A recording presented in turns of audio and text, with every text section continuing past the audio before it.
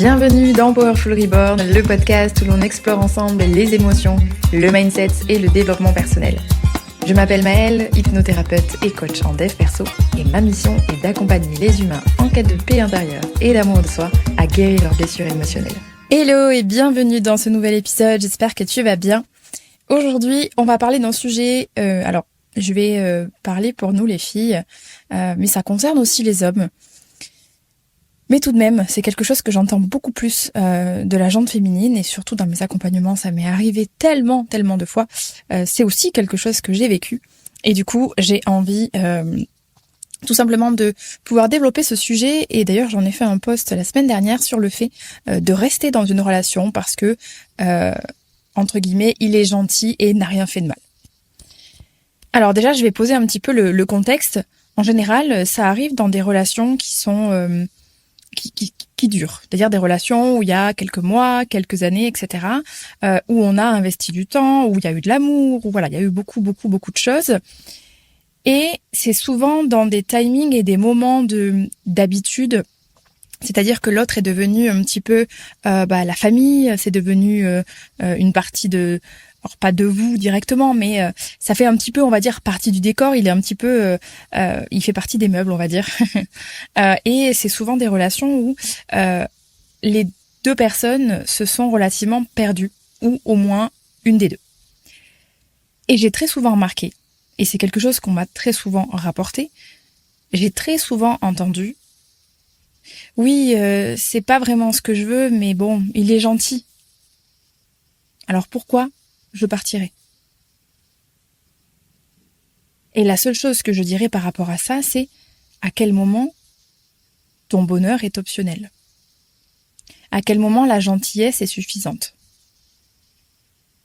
Si tu es dans une relation qui t'éteint, une relation où tu t'es éteinte, et encore une fois, ça peut vous parler à vous aussi, messieurs, une relation où c'est platonique, où il n'y a plus rien, où tu n'es plus là, clairement, où l'autre non plus n'est plus là, ou peu importe, pourquoi tu resterais?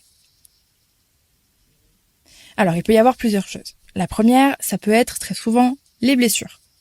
La peur d'être seul, la peur de l'abandon, du rejet, etc.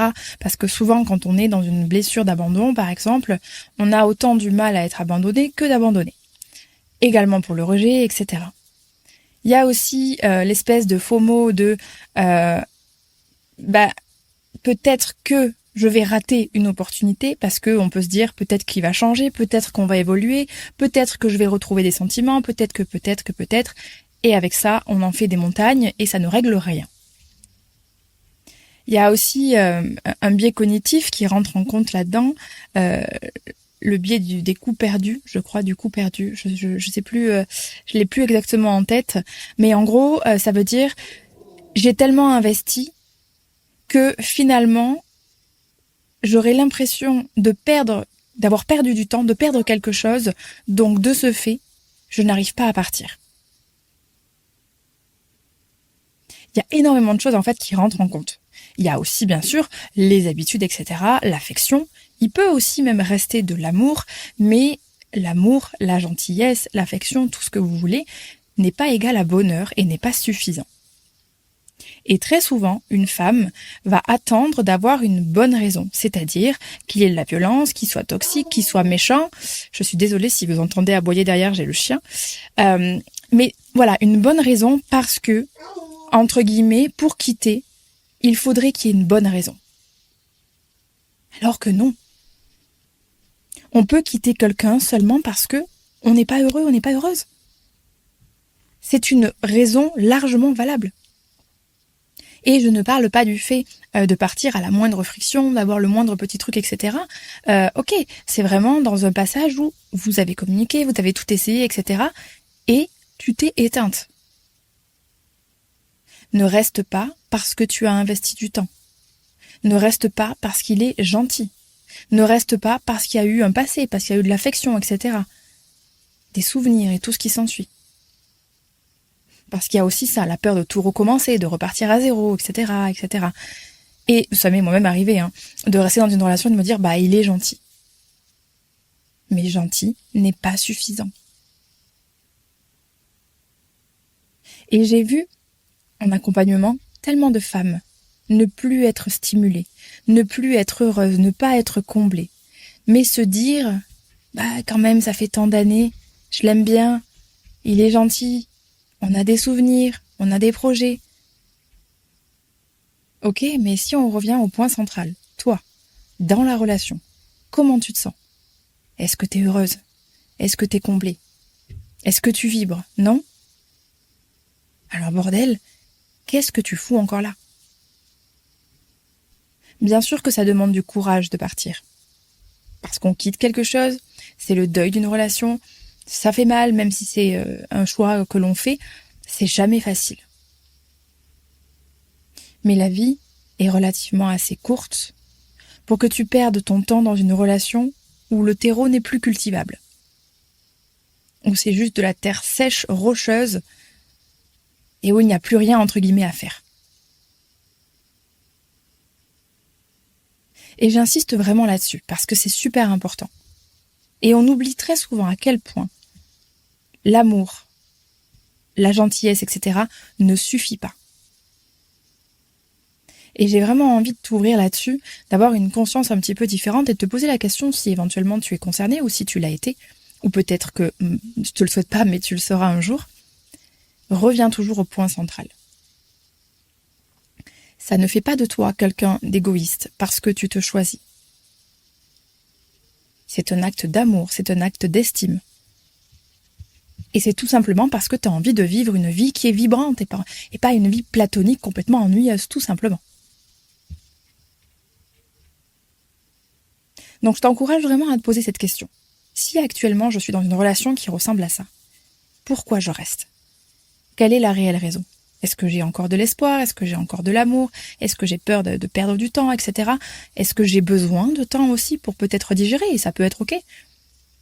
Mais je n'oublie pas et je ne perds pas de vue mon bonheur. Parce que je le répète, être avec un homme gentil ou une femme gentille n'est pas suffisant. Et parfois on est dans un certain petit confort, etc. juste par habitude. Et il n'y a rien de pire qu'une routine habituelle où il n'y a plus rien, où c'est juste le vide, où c'est platonique. Donc j'insiste vraiment là-dessus.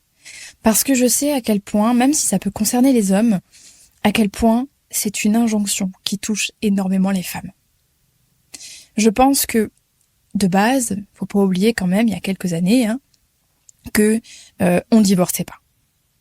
Ça avait du bon pour certaines raisons, mais ça avait aussi du mauvais, très clairement. Le divorce était mal vu, donc on restait.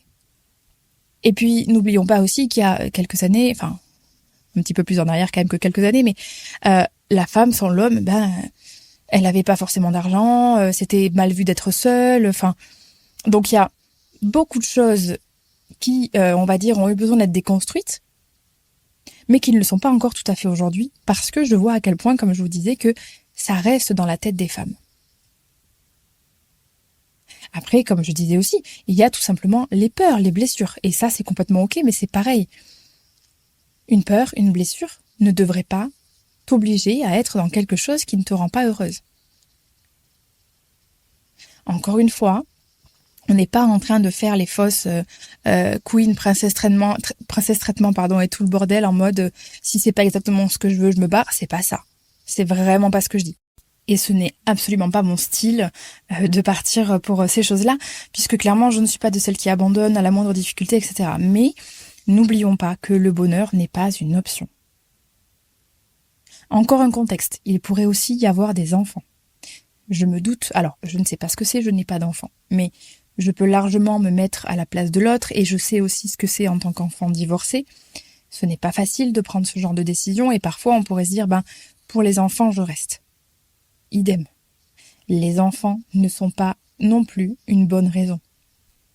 Parce qu'en plus de ça, très souvent, pour donner la meilleure image et si la relation en plus éventuellement n'est pas forcément très saine ou pas très équilibrée, il vaut mieux avoir des parents divorcés, heureux, stables, équilibrés, que des parents qui sont éteints ou des parents qui s'engueulent ou voilà. Bien entendu, ce ne sont pas des choix faciles, c'est des choses qui demandent du temps. Mais j'en reviens encore une fois au centre. Le bonheur n'est pas une option. Et parfois, il y a plus de bonheur quand on est seul, quand on est séparé, quand on divorce, etc. Mais j'espère un jour que j'entendrai plus cette phrase. Non pas cette phrase que j'entends quand elle est issue des blessures ou des peurs, mais plus du « j'ai besoin d'une bonne raison de partir ». Parce que ça prouve à quel point il y a un désamour de soi, il y a un manque d'estime de soi, que de se dire que le bonheur n'est pas, enfin, entre guillemets, le malheur, enfin, je pourrais pas dire le malheur parce qu'en général, ces femmes-là sont juste pas épanouies, mais à quel point le manque d'épanouissement, voilà, c'est mieux, n'est pas une raison suffisante pour beaucoup de femmes de partir. Alors c'est sûr aussi que c'est plus simple. Quand on est dans une situation où la personne est toxique, la personne est mauvaise, violente, etc., elle nous a trompés, c'est beaucoup plus simple de partir parce que finalement, on n'est pas le bourreau. On est le décisionnaire, mais on est la victime des actes de l'autre.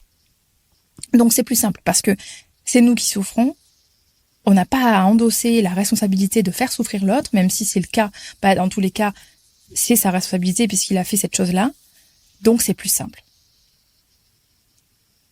Parce qu'effectivement, partir, alors que la personne est gentille, l'homme est gentil, c'est plus dur. Parce que là, on doit endosser la responsabilité du fait qu'on va briser un cœur, alors qu'il n'y a, entre guillemets, pas de bonne raison dans la tête de ces femmes. Parce qu'encore une fois, comme j'ai dit, c'est plus simple. Quand un acte négatif a été fait, c'est beaucoup plus simple.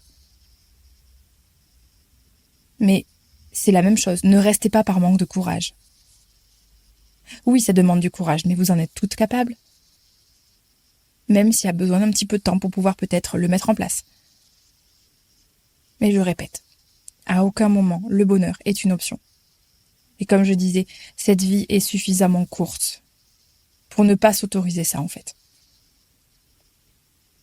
Donc même si ça fait des années, même s'il y a des enfants, même s'il y a encore de l'amour, de l'affection, peu importe, si tu sais au fond de toi que ton corps s'est fermé, que tu t'ennuies, que c'est platonique, que tu n'es plus là, alors va-t'en.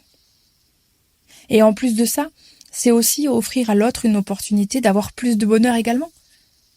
Parce qu'une personne qui est éteinte dans une relation, de l'autre côté, c'est pas non plus forcément super évident en fait. En général, la personne en face, donc l'homme en l'occurrence, va donner beaucoup plus, va s'investir, etc. pour attendre un éventuel retour. Mais s'il n'y en a pas, c'est super emmerdant. Donc finalement, ce choix qui pourrait faire du mal pourrait être une bénédiction pour les deux, même si ce n'est pas facile.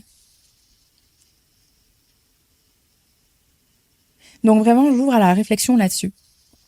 Et pour vous mesdames, messieurs éventuellement, mais surtout pour vous mesdames, n'oubliez pas que il n'y a pas de bonne raison pour partir. De mauvaise raison, pardon. Le temps que ça monte au cerveau. Il n'y a pas de mauvaise raison pour partir. Il n'y a que des bonnes raisons. Peu importe quelle est votre raison. Du moment où c'est aligné, c'est clair pour vous et que c'est non négociable, alors on fait ce choix pour soi. Et c'est comme ça qu'on s'aligne, qu'on s'estime et qu'on s'apporte de l'amour. Et comme je vous dis souvent, c'est aussi un cadeau pour l'autre. Même si ça veut dire passer par une phase peut-être un petit peu douloureuse. Voilà, j'avais envie un petit peu de développer ce sujet puisque ça a été le sujet d'un post et je me suis dit ça peut être sympa d'en faire aussi un petit bout de podcast qui n'a pas été trop long pour une fois. Mais voilà, je faisais un petit coucou cette semaine avec ce petit sujet. J'espère que ça vous aura plu, que ça vous a donné peut-être une ouverture de conscience, peut-être une prise de recul. Voilà, en tout cas quelque chose de positif. Et puis je vous dis à bientôt et on se retrouve comme chaque lundi pour un nouvel épisode. Bonne soirée!